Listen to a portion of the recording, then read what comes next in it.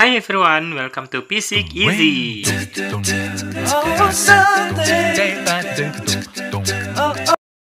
Video kali ini aku mau membahas soal-soal yang terkait dengan materi hakikat fisika dan keselamatan kerja di laboratorium.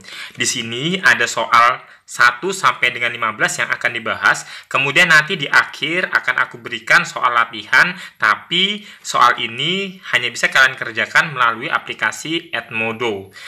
Soal kuis yang ada di Edmodo nanti bisa kalian akses dan kalian kerjakan menggunakan kode kelas. Nanti hasil akhirnya bisa kalian lihat berapa skor yang kalian dapat. Langsung masuk soal yang pertama. Di sini aku bacakan soalnya ya. Berikut ini yang bukan merupakan sikap yang diharapkan dari seorang ilmuwan adalah A. Berusaha keras, B. Teliti dalam mencatat pengamatan dan penemuan, C. Menghargai pendapat orang lain, D. Langsung melompat ke kesimpulan, dan E. Jujur dan terbuka. Oke, kita lihat di sini ada 5 pilihan yang harus kita ingat untuk menjawab soal ini adalah sikap yang diharapkan dari seorang ilmuwan ada 7 ya. Yang pertama, bisa membedakan antara fakta dan opini. Kedua, memiliki rasa ingin tahu yang tinggi. Ketiga, jujur. Keempat, berusaha keras. Kelima, teliti dalam mencatat pengamatan dan penemuan. 6. Menghargai pendapat orang lain. Dan 7. Jujur serta terbuka. Oke, sedangkan yang bukan merupakan sikap yang diharapkan dari seorang ilmuwan adalah, ya benar ya, jelas pilihannya, langsung melompat ke kesimpulan. Berarti dia tanpa ada penelitian, tanpa ada pengamatan, langsung ke kesimpulan. Jadi itu yang kurang tepat ya. Karena hal ini tidak melalui proses dalam penelitian gitu. Sedangkan peneliti dalam penelitian harus melalui sebuah proses. Jadi jawabannya adalah D. Sekarang kita lanjut ke soal nomor 2. Kecakapan berikut yang bukan suatu proses kecakapan sains adalah A. Mengevaluasi, B. Menduga, C. Merencanakan, D. Mengamati, dan E. Menarik kesimpulan. Oke, kita lihat di sini. Proses kecakapan dalam sains itu kan ada 4. Yang pertama ada mengevaluasi, kemudian yang kedua merencanakan, yang ketiga mengamati, dan yang terakhir menarik kesimpulan. Jadi yang bukan adalah B. Menduga. Gampang ya? Kita lihat soal nomor 3. Lambang bahaya untuk suatu bahan yang dapat mengiritasi kulit adalah, di situ ada 5 lambang. Sekarang kita lihat lambang A. Lambang A itu mengartikan bahan yang bersifat korosif, dapat merusak jaringan hidup, dapat menyebabkan iritasi pada kulit, gatal-gatal, dan dapat membuat kulit mengelupas. Jadi kalau kalian menemukan bahan yang seperti ini dan secara tidak sengaja kalian sentuh, maka tindakan yang harus kalian lakukan adalah hindari kontak langsung dengan intinya dicuci dengan air mengalir terlebih dahulu, kemudian hindari memegang bahan-bahan lain ketika kalian tersentuh dengan cairan tersebut, kemudian bawalah ke dokter terdekat. Seperti itu. Contoh bahan yang bersifat ini seperti yang A ini adalah HCl, H2SO4, NaOH, dan lain sebagainya. Kemudian yang B itu adalah lambang untuk bahan kimia yang mudah meledak dengan adanya panas atau percikan bunga api, gesekan, atau benturan. Jadi ini harus dihindari dengan hal-hal yang bersifat sentuhan, benturan, atau dekat dengan bunga api listrik. Ya, kemudian yang C. Yang C itu adalah lambang yang mengartikan bahan yang dapat menyebabkan luka bakar pada kulit. Itu ya. Kemudian yang D adalah lambang yang mengartikan bahan yang bersifat beracun, dapat menyebabkan sakit serta bahkan sakit serius ya. Bahkan kematian tuh bila tertelan atau terhirup melalui hidung, mulut, dan lain sebagainya. Kemudian yang E itu adalah lambang yang artinya bahan tersebut yang memiliki lambang ini mengandung material atau kombinasi dari material lain yang dapat memancarkan radiasi secara spontan. Contohnya uranium, titanium, dan lain sebagainya. Nah, Sekarang kita lanjut dengan soal nomor 4. Perhatikan pernyataan-pernyataan berikut. 1. Pegang tabung uji dengan catut. Catut itu kayak tang gitu, pemegang tabung ya. 2. Arahkan tabung uji menjauh dari diri sendiri dan teman lainnya. 3. Isi seperempat tabung uji. Ketika memanaskan suatu padatan dalam sebuah tabung, langkah pencegahan keamanan yang sebaiknya digunakan ditunjukkan oleh nomor. Nah, oke, kita lihat tuh ada 1, 2, 3 pilihannya. Langkah pencegahan keamanan yang sebaiknya dilakukan ketika memanaskan suatu padatan yang benar adalah yang pertama, pegang tabung uji dengan catut. Karena dalam reaksi bisa menghasilkan panas, jadi harus dihindari sentuhan langsung dengan organ tubuh kita ya. Kemudian yang kedua, arahkan tabung uji menjauh dari diri sendiri dan teman lainnya. Itu benar, karena dikhawatirkan terjadi percikan api atau ledakan, jadi harus dihindari dulu. Kemudian yang ketiga, isi seperempat tabung uji, jangan penuh-penuh. Jadi jawaban yang benar adalah E. Kayaknya nggak kelihatan ya. Ke soal nomor 5, urutan langkah-langkah dalam metode ilmiah yang tepat adalah, di situ ada A, B, C, D, E, sudah ada urutannya. Sekarang kita bahas dulu ya. Langkah-langkah dalam metode ilmiah, urutannya dari yang pertama kali kita lakukan adalah merumuskan masalah. Itu yang pertama. Berarti jawaban yang lebih tepat itu D dan E. Pilihan A, B, C tereliminasi. Jadi kita hanya pilih antara D atau E. Jadi yang pertama merumuskan masalah. Yang kedua hipotesis atau membuat praduga sementara. Yang hipotesis duluan yang mana? Yang D. Jadi pilihannya D ya jawabannya. D. Itu sudah jelas D. Langsung aja D. Tapi kita urutkan dulu ya. Merumuskan masalah, membuat praduga sementara atau hipotesis. Yang ketiga, melakukan eksperimen. Dan yang keempat, analisis data. Serta yang terakhir, menarik kesimpulan. Jadi jawabannya adalah D. Jawabannya D ya. Jadi, merumuskan masalah dulu, baru menentukan hipotesis, baru eksperimen, dan yang terakhir kesimpulan. Kita lanjut ke soal nomor 6. Perhatikan sikap-sikap berikut. 1. Terbuka terhadap pendapat ilmuwan lain. 2. Mempelajari apa yang ilmuwan lainnya telah lakukan. 3. Berusaha mengembangkan kecakapan kita dalam pengamatan dan memberi alasan. Sikap seorang ilmuwan ditunjukkan oleh nomor. Jadi ada 3 pernyataan. Jadi kita melihat 3 pernyataan sikap tersebut, yang paling benar yang mana. Nah, di sini yang perlu kalian perhatikan adalah sikap seorang ilmuwan itu kan cuma ada 3. Yang pertama, terbuka terhadap pendapat ilmuwan lain, mempelajari apa yang ilmuwan lainnya telah lakukan, dan yang ketiga, berusaha mengembangkan kecakapan kita dalam pengamatan serta bisa memberi alasan. Jadi jawabannya adalah E. Next.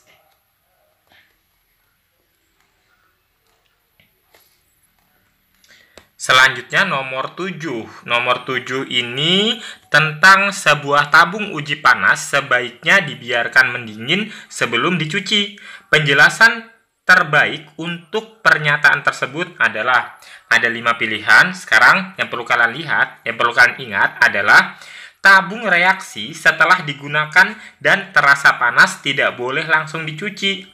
Karena tabung uji atau tabung reaksi tersebut akan retak bahkan pecah karena perbedaan suhu antara air yang kita gunakan sama permukaan tabungnya sendiri yang awal mulanya masih terasa panas. Jadi jawabannya adalah D.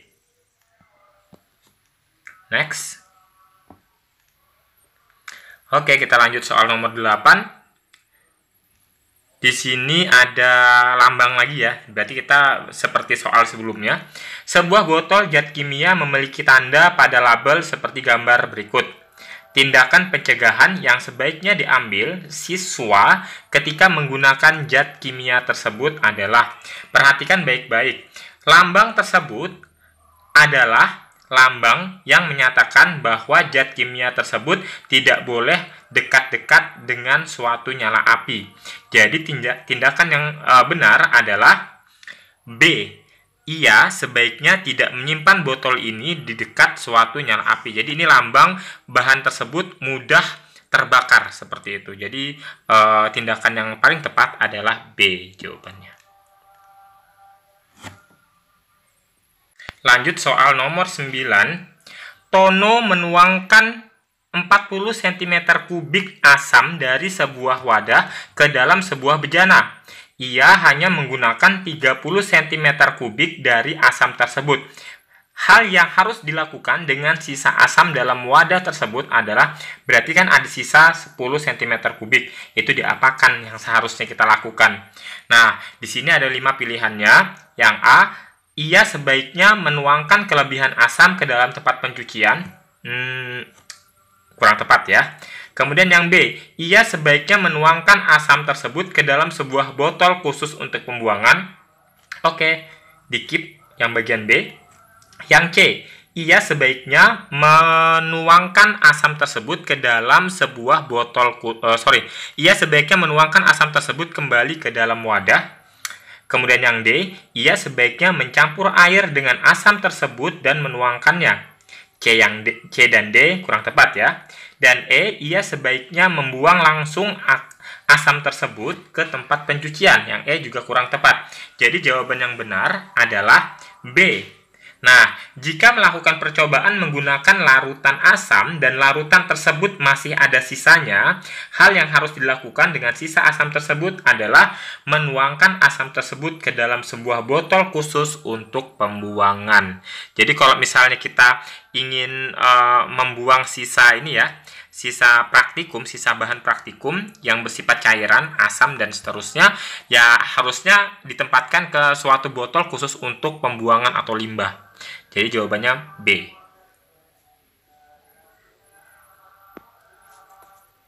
Lanjut ke soal nomor 10. Prosedur tepat untuk menyalakan sebuah pembakar bunsen adalah, ada 5 pilihan. Sekarang kita cek dulu ya. Pembahasan dari soal nomor 10 ini, yang pertama kita harus ketahui bahwa prosedur untuk menyalakan sebuah pembakar bunsen yang pertama kali adalah menutup lubang udara. Jadi lubang udara itu harus ditutup pertama kali. Jadi jawaban yang tepat yang bisa kita keep itu nomor A, bagian A, C, ya A dan C yang kita pilih. Berarti B, D, E salah. Kemudian yang kedua, setelah menutup lubang udara, menyalakan korek api. Kemudian yang terakhir, baru menyalakan gas. Jadi jawabannya adalah A.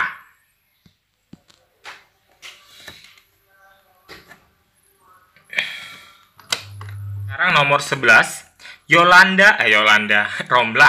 Romlah membuat pernyataan-pernyataan berikut. Saya mendorong suatu bejana terbalik yang kosong ke dalam sebuah baskom air. 2. Saya memegang bejana di bawah air selama 2 menit. 3. Bagian dalam bejana adalah kering. Dan 4. Udara menempati ruang. Pernyataan yang merupakan pengamatan ditunjukkan oleh nomor berapa. Jadi di sini yang ditanyakan adalah pernyataan dari Romlah ini yang sifatnya pengamatan adalah, kita lihat pembahasannya nih. Yang merupakan pengamatan, kalau kita lihat nomor 1, saya mendorong suatu bejana terbalik yang kosong ke dalam sebuah baskom air. Benar ya. Yang 2, saya memegang bejana di bawah air selama 2 menit. Benar. 3, bagian dalam bejana adalah kering. Itu kesimpulan. 4, udara menempati ruang. Itu juga kesimpulan. Jadi jawabannya adalah D, 1 dan 2.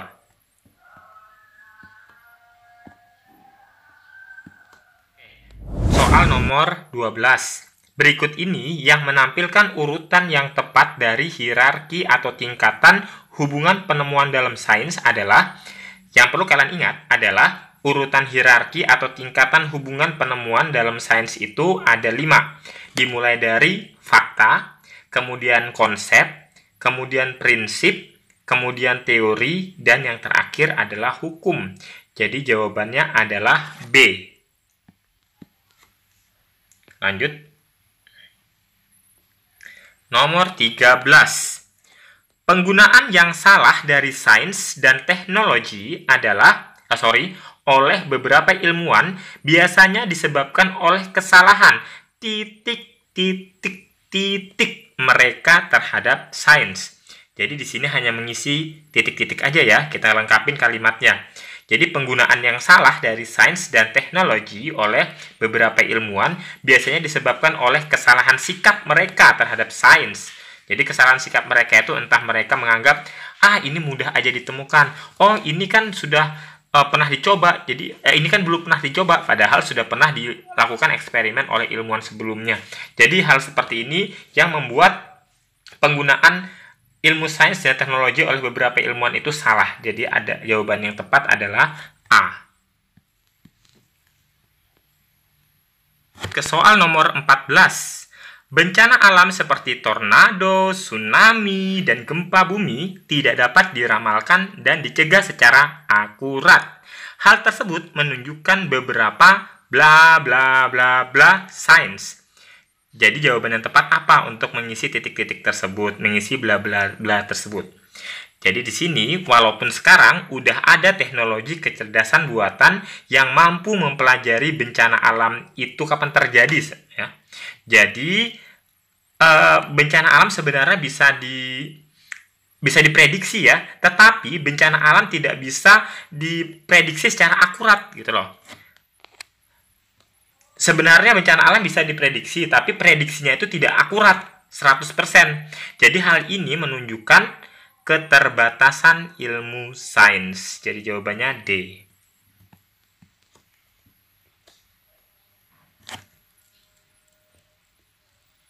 The last one, number 15. Perhatikan pernyataan-pernyataan berikut. 1.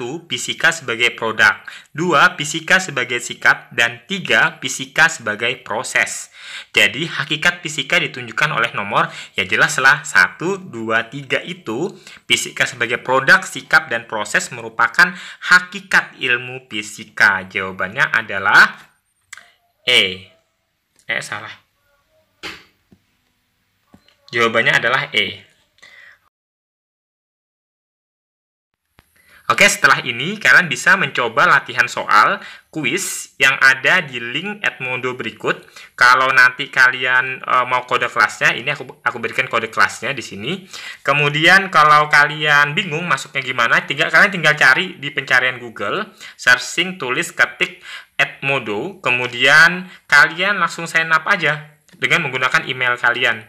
Biasanya identitasnya bisa kalian manipulasi sesuai dengan yang kalian inginkan. Kemudian nanti untuk kuisnya sendiri, kalian bisa lihat hasil kerja kalian atau berapa skor yang kalian dapat setelah kalian mensubmit kuisnya itu. Waktunya ingat cuma 20 menit aja ya. Selamat mencoba. Sampai di sini video kali ini. Semoga bermanfaat. Jangan lupa di subscribe, like, dan komen. Thanks for watching.